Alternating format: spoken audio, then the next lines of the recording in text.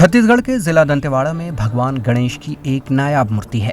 यहाँ परशुराम और भगवान गणेश के दरमियान जंग हुई थी, जिसमें गणेश का एक दांत टूट गया था।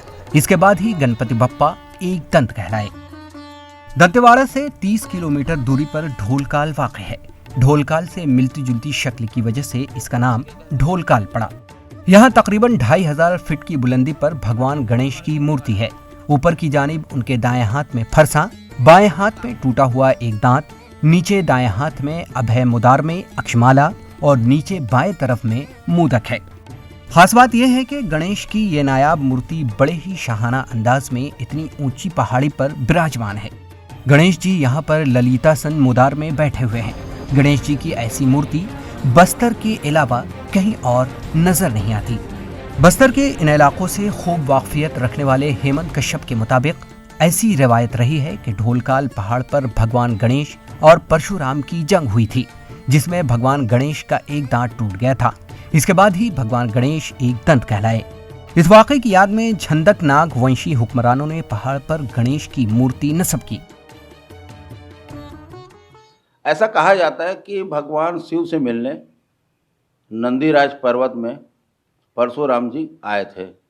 उस समय गणेश जी पहरेदारी कर रहे थे। उन्होंने कहा कि मैं भगवान शिव से मिलना है, लेकिन गणेश जी ने कहा कि वे भी तपस्या लीन है और वे अभी किसी से नहीं मिलेंगे। इस बात को लेकर विवाद हुआ और ये बात युद्ध तक पहुंच गई। परशुराम के फरसे से भगवान गणेश का दांत टूटा था, इसीलिए पहाड़ की चोटी के नीचे ही गांव का नाम फरसपाल रखा गया है। जुनूबी बस्तर के भोगा कबीले के आदिवासी खानदान अपना असली शजरा ढोलकट्टा ढोलकाल की खातून पुजारी से मानते हैं। सबसे पहले ढोलकाल के पहाड़ पर चढ़कर भोगा कबीले की खातून ने पूजा पाठ शुरू की थी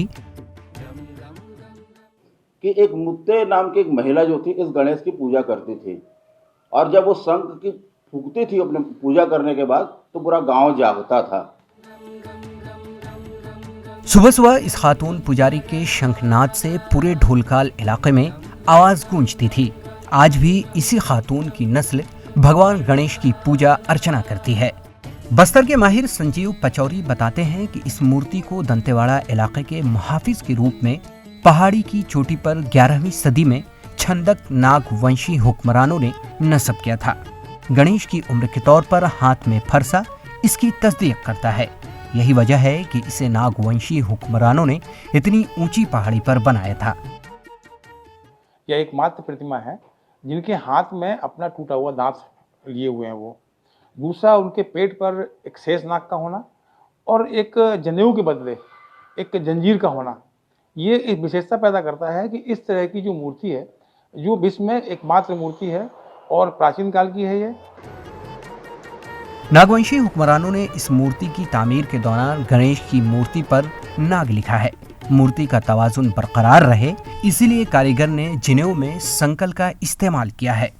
भगवान गणेश की मूर्ति इंद्रावती नदी के तलहट्टी में पाए जाने वाले पत्थरों से बनी है, इसीलिए 2 स्क्वायर मीटर इलाके में पहाड़ी की चोटी पर बनाई गई है।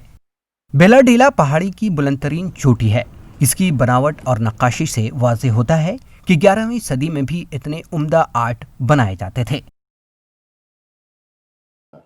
हर साल गर्मी के दिनों में वहाँ 3 दिवसीय फरसपाल का मेला लगता है, जहाँ ढोलकाल गणेश की, परशुराम जी की और स्थानीय देवी देवताओं की पूजा होती है।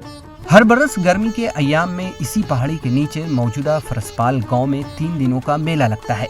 इसी दौरान भगवान गणेश, परशुराम और मकामी देवी देवताओं की पूजा की जाती है। ढोलकाल पहाड़ी पर मूर्ति के ऊपर गुंबद नहीं बनाया गया है। कुदरती तौर से मौजूद पहाड़ के ऊपर इस मूर्ति को देखने के लिए करीब 2.5 घंटे का सफर तय करके 2500 फीट ऊंची पहाड़ी पर चढ़ना पड़ता है। छत्तीसगढ़ में सबसे ऊंची चोटी पर मौजूद गणेश की मूर्ति को देखने के लिए नाकाबिले अबूर पहाड़ों और नालों को पार करके पहुंचा जा सकता है। यही वजह है कि यहाँ लोग कम ही आते हैं। करीब के गांव वाले ही पूजा अर्चना करते हैं। इस खित्ते को तरक्की देने की जरूरत है। रियासती हुकूमत और महकमा सियाहत को इस तरफ तवज्जो देनी चाहिए, ताकि इस नायाब मूर्ति को देखने के लिए मुल्क ही नहीं बल्कि बैरून मुल्क से भी लोग यहाँ आएं। Bureau report, ETV Bharat.